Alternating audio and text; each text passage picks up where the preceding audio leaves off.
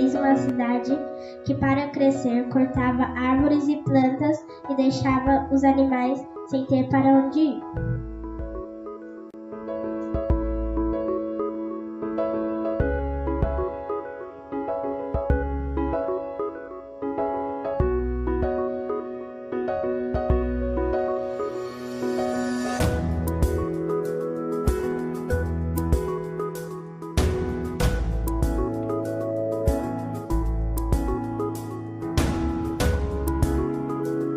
Quanto mais a cidade crescia, mais a poluição aumentava, deixando rios e ruas cheios de lixo.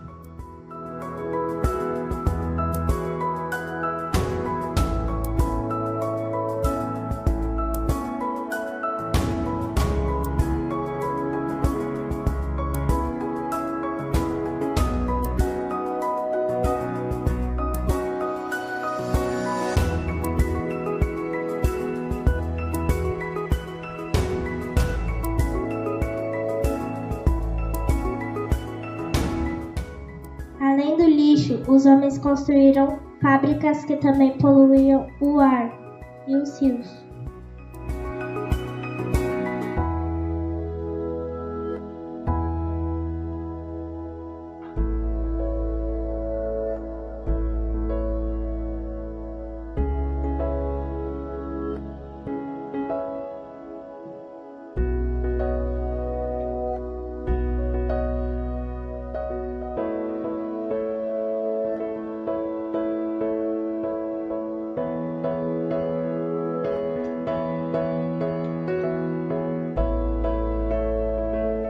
A cidade ficou cheia de carros que deixavam tudo mais ainda poluído.